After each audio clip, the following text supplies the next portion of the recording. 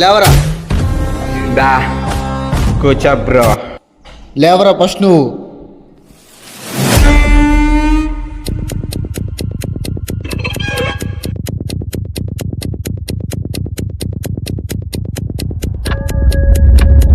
ఏమైంది బ్రో?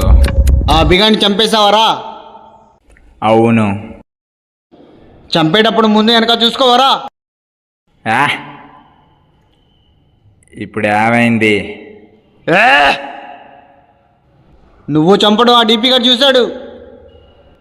అది చూసి వాడు నాకు ఫోన్ చేసి చెప్పాడు. ఏం మాట్లాడుతున్నావు? నా పేరు ఎందుకు